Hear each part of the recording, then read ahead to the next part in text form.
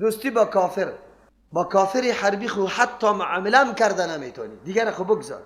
با کافری که غیر حربی است تنها معامله کرده میتونی، مدارات کرده میتونی، ظاهر معامله ظاهری، اما معامله باطنی دوستی جگری را قطعا نمیتونی، رازداری خود جور کرده نمیتونی. امروز ببینید مردم با کی دوستی داره؟ بزرگترین دشمن این مردم ما فقط کسی است که عمل به سنت رسول الله صلی الله علیه وسلم میکنه.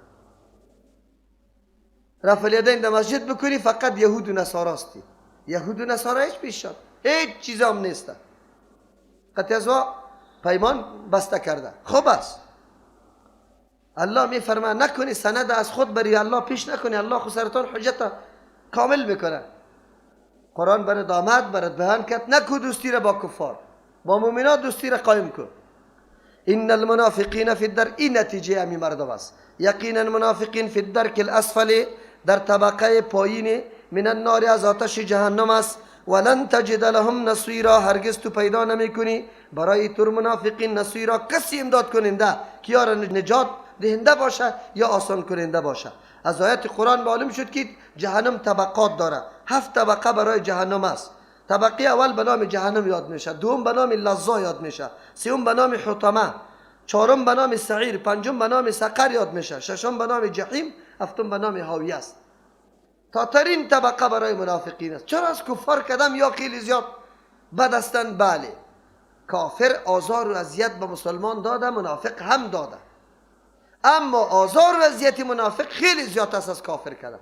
کافر علنی مسلک خود اعلان کرد، مردم از پیشش خود نگاه میکنه، نمیره در پالویش، فریبش نمیخوره. اما منافق ای گرفت خودم مسلمان ما نمود کرد. شبها هر روز اعتراضا انتقادا در دل مردم رقم اشتباهات میپرده. شما باور به الله بکنه، ضربه که برای منع قرآن کریم و ترجمه درس قرآن ما، ضربه که امی منافق صفتا ملاها دور از ملاهای حقانی یا رسانده، پیرا رسانده، یهود و نصارا نرسانده. شما ببینید مانع ترجمه قرآن کریم کیست؟ یهود استاد شده، نصارا استاد شده؟ نشده استاد، ملاها استاد شده، گفته در ترجمه قرآن نروی. خب مردم بی غیرت است، مردم که بی غیرت نشه چرا نرویم؟ میگن در اونجا خراب میشه، غلط ترجمه میکنن، کشک از دستش که ماندنید نیست مناسب. اینطور در پشت سر دکلید خطی بوکس بزنم که پرسان نکن، خطیمه یک جای میری اونجا در ترجمه بشی، هر جایی که غلط کرد اونجا ثبت میشه، بعد از اون را بگو که اینی غلط است، تو ثابت کو که ما بزنم شه، حاجت به تو نیسته. لیکن تو منافق صفت حاضرم نمیشی که غلطی را بگیری، فقط مردم فریب داده برو که در ترجمه قرآن نروی. مردم ما غیرت نداره، مردم ما غیرت داشته باشه خلاص بیار مناسب. غلط است، دروغ است، طور بلاست. دین روز یکیش زنگ زده، یک بچه در مسجد چی دستار بالا گرفته، خودم ملا میگه خب افتخارم میکنه که شاگرد فلانیستم، باز میگه که این بچه خلاف شریعت کار کرد، دست سینه بسته کردن اینا گفت که خلاف شریعت است. من از پیش سوال کردم که شریعت میشناسی تو که میگی خلاف شریعت است؟ شریعت چی را میگه؟ دستی بند کرد دیگه، بیچاره صحیح کنید تو. اینا میگه دست ایجا ماندن خلاف شریعت میگه. یک ملا کی عقیده را داشته باشه فتوای کفر ازو بالکل داده میشه که بیخی حدیث ضعیف آمده باشه تو خلاف شریعت گفته نمیتونی و بدبخت. لیکن اینی حال ماست، اینی وطن ماست. اونم ملا امام همین مردم است، اونم آدم ملا امام همین مردم است که در ظاهر اگرچه مسلمان است حقیقتا کافر است، لیکن امام مردم است. مردم سوال نمیکنه چی عقیده داری، چی قسم، نه نه نه نه، این گپا نیست. افسوس است ما دین خدا ایج اهمیت ندادیم، گندنه را اهمیت میدیم. به الله قسم اونجا که میخریم ملاق میدیم که تو باش خوب بیشتر بخرم. خدا مولا نه نه نه، هر کس که اگر نعوذ بالله این دوم بیا خو مقصد یک کالای سفید داشته باشه، یک لنگی سفید پیش شوه خلاص است. ولن تجد لهم نصیرا الا الذين تابوا. بله در نظام مقدس اسلام راه وجود داره، هیچ کس رایش مسدود نکرده که تو خلاص هستی، برش اله کرده. همین منافقین هم الله متعال میگه بله موجود است، توبه بکن الله معاف میکنه. الا الذين تابوا، بجز از کسانی که توبه میکنن، رجوع میکنن از او کارهای غلطی خود و اصلحو درست میسازه اعمال خدا، در مقابل اعمال فاسده اعمال درست انجام میده. و اعتصموا بالله، چنگ میزنن به الله متعال.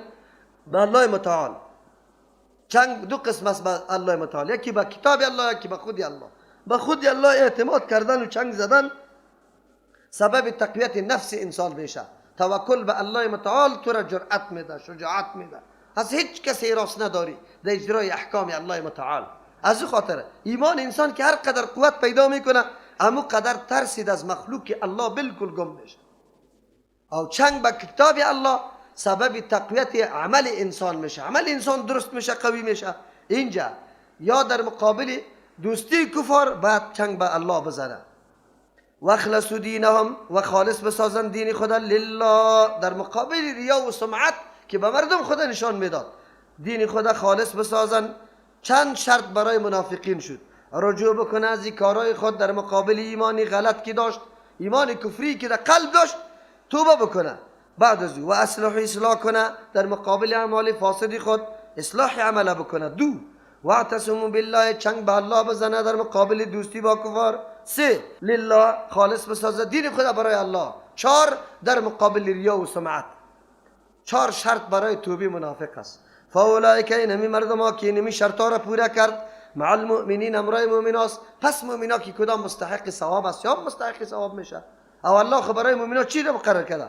و سوف یؤتی الله المؤمنین، زود است که الله بده برای مؤمنا اجرا عظیما، اجر عظیما.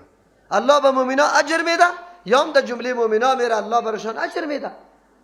شرط است که یا توبه بکشن، از او اعمال خود دست بردار شوند. الله در ذات کسی هیچ نوع دشمنی نداره. الله به عذاب کسی هیچ نوع سر و کاری نداره. گپ در ماست. ما خود اگر ما در عذاب خود پیش نکنیم الله ما را عذاب نمیده.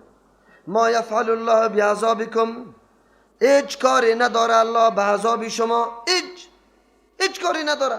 چی بکنه که بندگان خدا عذاب بده؟ ان شکرتم، اگر شما شکرگزاری کردی نعمتای الله متعال به بهترین طریقه استفاده کردی، نسبتش به الله کردی. یک، ان شکرتم، اگر شما منعم حقیقی را به سبب ایمانتان شناختی که منعم الله است. ان شکرتم، اگر توبه کردی، اگر گناه از پیشتان شد توبه کردی. و آمنتم، ایمان آوردی. ایمان ضروری است، عقیده تان درست شد و شما واقعا شکرگزاری الله را کردی، عملتان درست کردی، الله عذاب هیچ نوع سر و کاری به عذابتان نداره. چی میکنه که عذاب میده تانه؟ و کان الله شاکرا علیما، هست الله متعال شاکرا قبول کننده، سپاس یا قدر دارنده از اعمال شما، از ایمان شما، علیما میدانه اخلاص و نیت و همه چیزایتانه. الله عمل شما، عقیده شما بی قدر نیست، حتما پاس داره پیش الله متعال. الله حتما ضایع نمیسازه.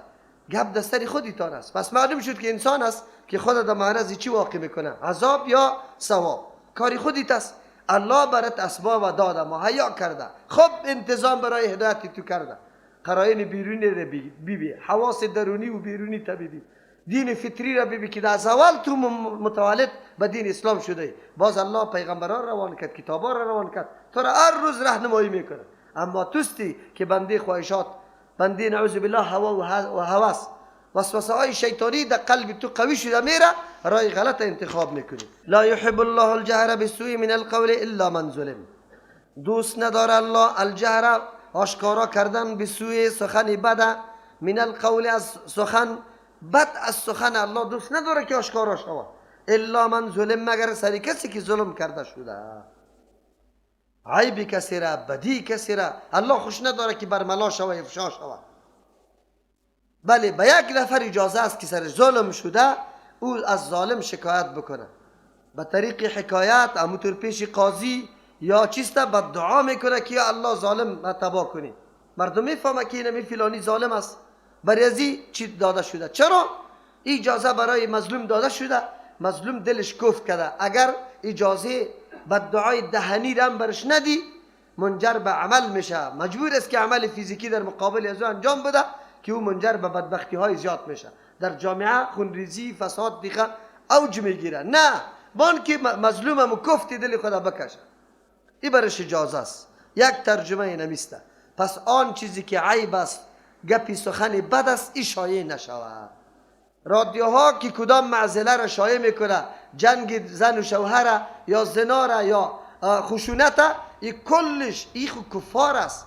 قرآن کریم اینطور موضوعات میگه پرده سرش انداخته شود، معاملات در درون حل شود، بیرون کشانده نشود. چرا؟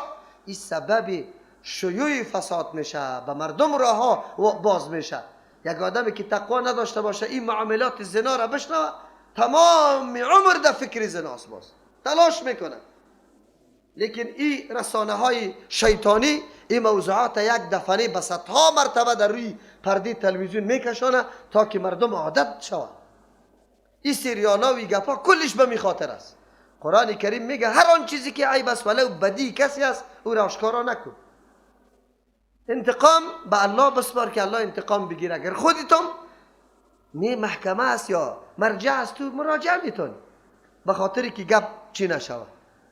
یک دوم، این دستورات اخلاقی اسلام میگه انسان چه قسم اخلاقی داشته باشه، روشی داشته باشه که جامعه به فساد کشانده نشود. یک، عیبای مردم بیرون بیان نکن. ما فلانی را دیدم اینطور است، ما فلانی را دیدم اینطور است. نه. چرا؟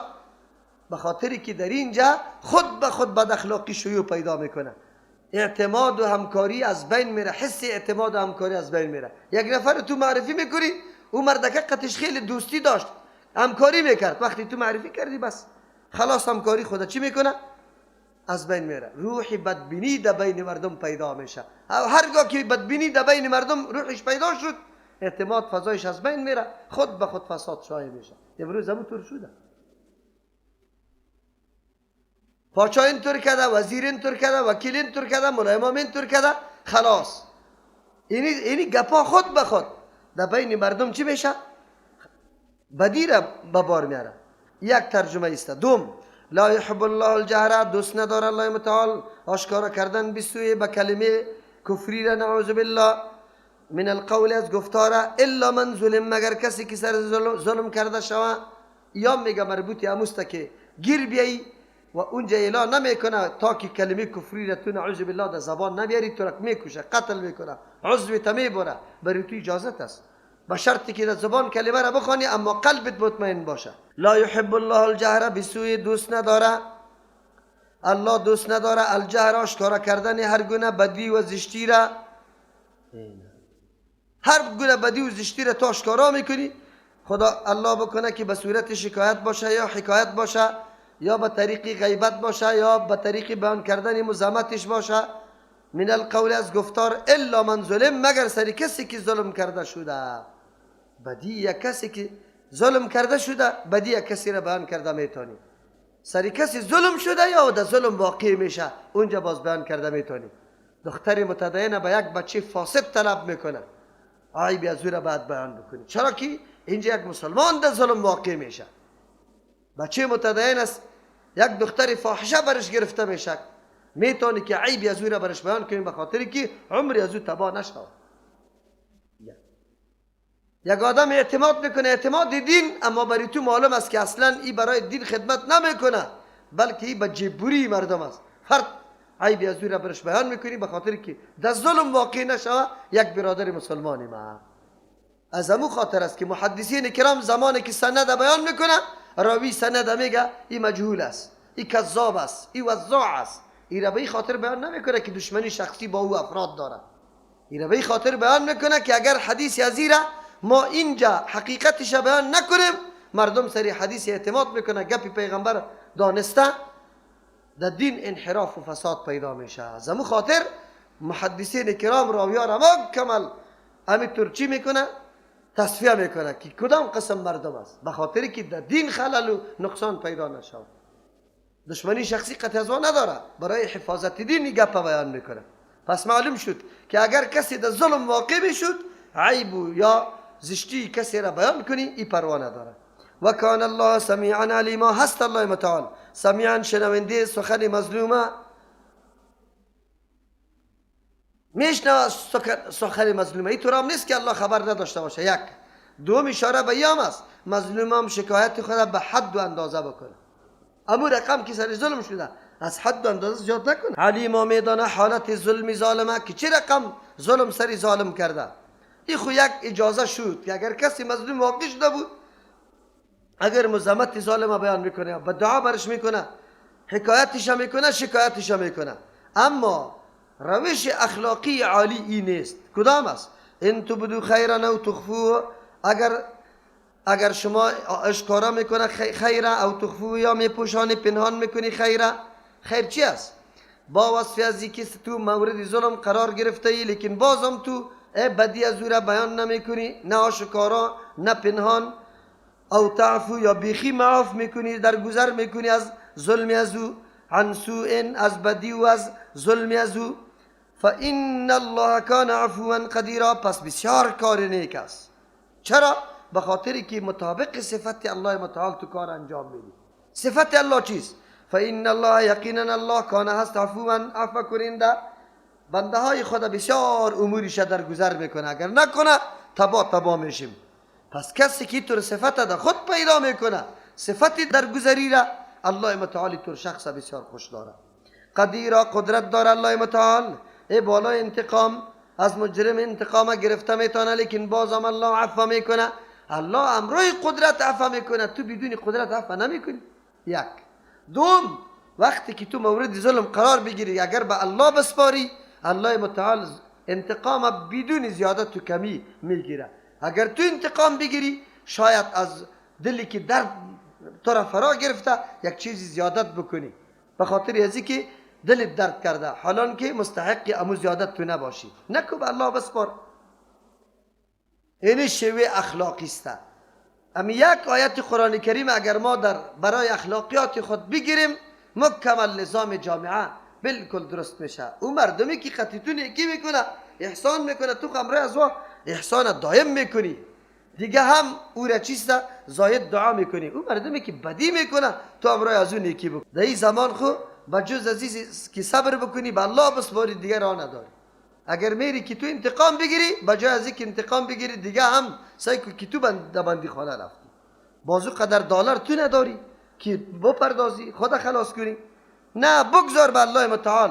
الله متعال چی میکنه؟ او خب قدیر ذات است و انتقام گیرنده است. ان الذين يكفرون بالله، یقینا کسانی که انکار میکنه به الله متعال، به نظام الله و رسولی، به پیغمبران الله متعال. نه، کسایی که انکار میکنه از الله، الله را قبول نداره، فرمانش توحید و یکتاپرستیش و پیغمبران را قبول نداره. مثل که یهود همینطور بودن، یک تعداد پیغمبران را قبول میکردن، یک تعداد بالکل صراحتا قتل کردن، دیگهش تکذیب کردن. نه. و یریدون ان یفرقوا بین الله، اراده دارن که جدایی بیاره در بین الله و رسولی، در بین پیغمبران الله به اعتبار ایمان. چه رقم؟ عقیده را حتی به زبان خودم ظاهر بکنن. اراده داره که فرق بیاره در بین الله و پیغمبران الله. در بین الله و پیغمبران الله چطور فرق بیاره؟ پیغمبران خود کلی پیغمبران الله است، یک پیغمبر قبول کنه و دیگه پیغمبر قبول نکنه، وحی یک وحی از یک طرف مامور شده، الله متعال واره مامور کرده، یکیش بپذیری دیگه نه. و یقولون میگویند نؤمن ببعض، ما ایمان داریم به بعضی، ایمان به بعضی داریم. آن چیزی که منافع شخصی است یا تعلق به قومیت ازیا هست، عصبیتشان پوره میشه. و نکفر ببعض، انکار میکنیم به بعضی، یک پیغمبر میپذیریم دیگر نمیپذیریم. و یریدون، اراده داره ایتخذوا که جور کنه بین ذالک، در بین این میگب، یعنی در بین یک پیغمبر قبول کنه دیگر نکنه، سبیلا، یک راه را برای خود انتخاب بکنه. الله چی میگه؟ اولئک، ای مردم هم الکافرون حقا، اینمی کفار واقعی است. چرا؟ در بین کفر اسلام واسطه وجود نداره، یا مسلمان است یا کافر. و اعتدنا للکافرین عذابا مهینا، ما تیار کردیم برای کفار عذابی سبک کننده را موافق عمل ازوا. چرا؟ و انبیاء علیهم السلام توهین کرد، ما میتونه عذابی سبک کننده را برشان مقرر بکنم. در این آیت برای ما حقیقت ایمان و واقعیت از این را بیان میکنه که ایمان عبارت از چیست. حقیقت ایمان چیست؟ بگوی پذیرفتن مطابق میل باشه یا خلاف میل هم باشه. اگر کسی آن چیزی که مطابق میلش است او را میپذیره و آن چیزی که مطابق میلش نیست، خلاف هوا و هوس و این گپایش است، او را نمیپذیره.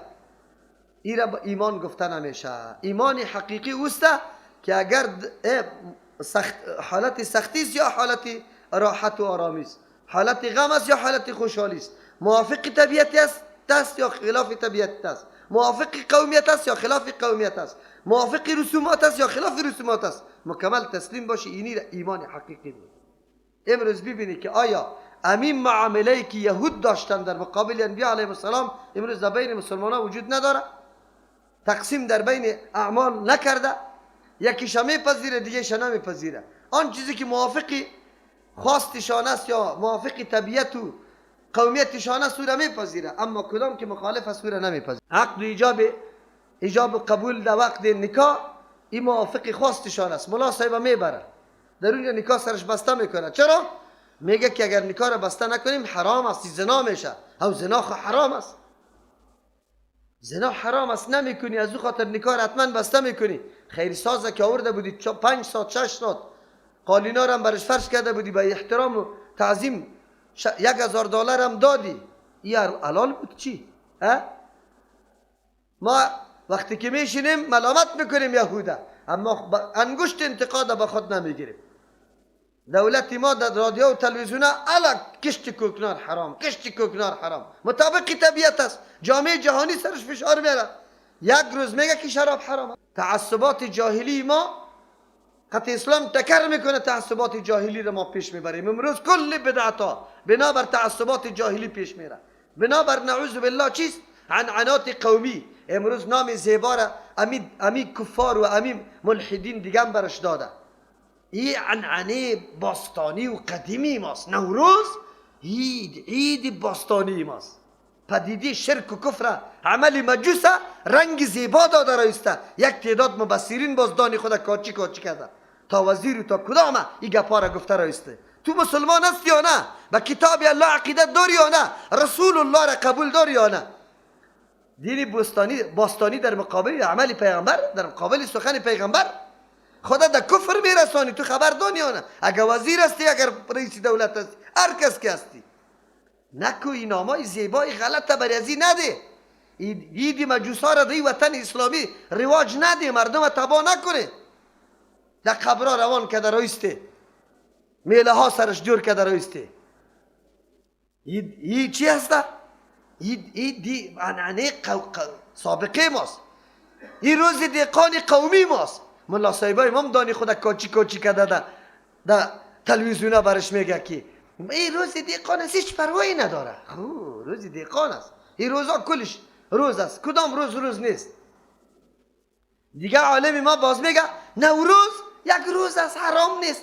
او جناب محترم تلبیس نکو، سری مردم تلبیس نبیار.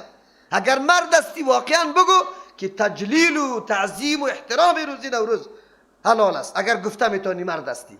مردم فریب میده، به هزاران مردم مبتلا کردی به شرک نعوذ بالله، با مشابهت مجوس. در روز قیامت به الله چی جواب میدی؟ موقف سیاسی خود نگاه حفظ میکنی که بان پیش مردم، پیش او مردم مدح ما را بکنه. از الله بترس، عزت در پیش الله طلب کو.